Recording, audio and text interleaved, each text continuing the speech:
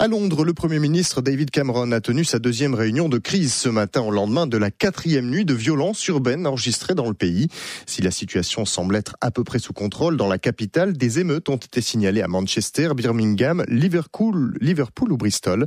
À Londres, les habitants sont encore sous le choc, comme a pu le constater notre envoyé spécial Virginie Mater. Pourquoi toute cette destruction ? Pourquoi tant de violence ? À Manchester, les habitants se sont réveillés abasourdis, constatant les dégâts après une nuit d'émeutes et autant de scènes de pillage. Un représentant de la municipalité s'est même étonné du si jeune âge des émeutiers, parfois pas plus de 10 ans.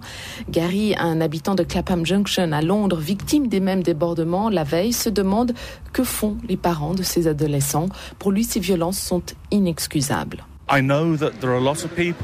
Je sais qu'il y a beaucoup de gens qui, parce qu'ils ont perdu leur travail, par désintérêt ou par perte du sens politique, pensent que leur voix ne compte pas. Mais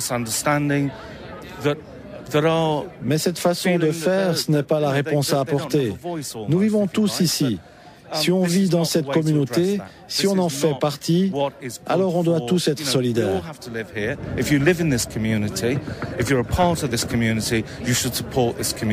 Depuis samedi, les experts se succèdent pour analyser, trouver une cause à cette explosion de violence qui touche désormais tout le pays. Les témoins des émeutes ne croient pas à des revendications sociales. Pour eux, il s'agit de violences gratuites. Tim, un autre habitant du sud de Londres, attend de voir les réponses que le gouvernement va apporter à ce soulèvement. Et nous sommes en ligne avec Alain Berthaud. Bonjour. Bonjour. Professeur d'anthropologie, spécialiste des phénomènes émeutiers.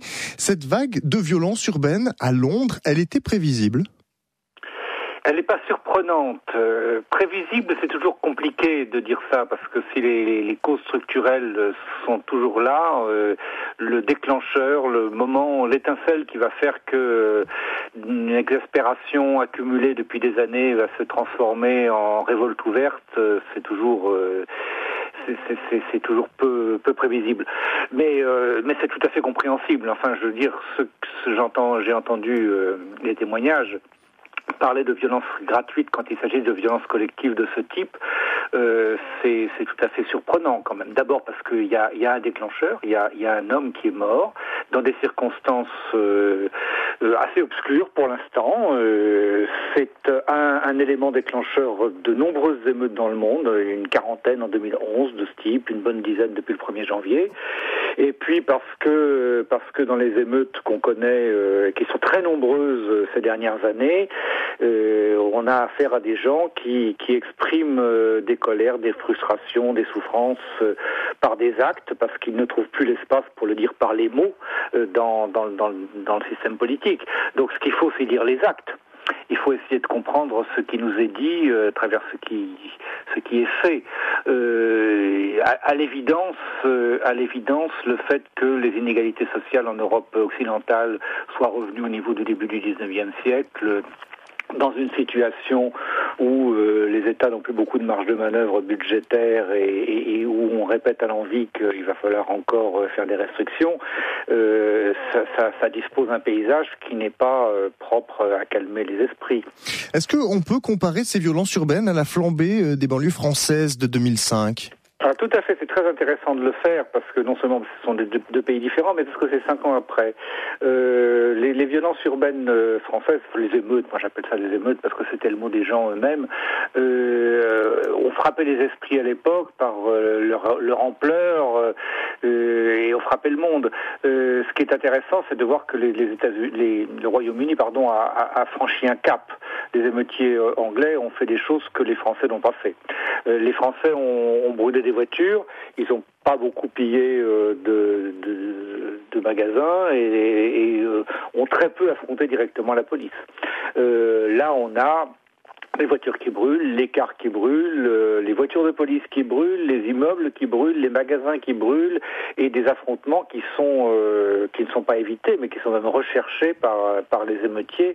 Il y a le niveau d'exaspération a visiblement fait beaucoup de chemin en 6 ans. Le déploiement de 16 000 policiers semble avoir ramené un calme relatif, en tout cas dans la capitale, à Londres. Vous pensez que la violence pourrait comme ça s'éteindre d'elle-même à partir de maintenant que le pic est passé, entre guillemets ? On n'en sait jamais rien de ça. Ce qui est sûr, c'est que ça s'arrêtera comme ça.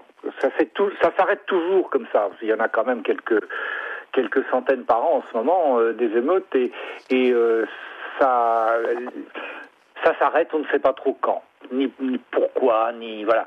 Il est certain que le déploiement policier, on va pas dire que ça calme les choses, ça les déplace. Mais ça ne peut être qu'une solution extrêmement provisoire. En France, en 2007, le gouvernement français avait réussi à calmer la ville de Villiers-le-Bel en mettant pratiquement un policier pour 2 habitants. Mais ça avait flambé ailleurs. On peut pas tenir très longtemps. Merci beaucoup, en tout cas, Alain Bertaudet, venu quelques minutes dans ce journal, professeur d'anthropologie, spécialiste des phénomènes émeutiers, invité par Nicolas Vultier. Bon après-midi à vous. À vous aussi, merci de m'avoir invité. Au revoir. Et un mot encore pour vous dire que l'émission Forum sera en direct de Londres ce soir dès 18h sur la Première, dans le quartier de Tottenham où les émeutes ont commencé. Philippe Reva et ses invités tenteront de comprendre l'origine des violences urbaines qui secouent le pays depuis le week-end dernier. Une page spéciale consacrée à ces émeutes dans la région de Londres est d'ailleurs en ligne sur notre site internet rsrinfo.ch.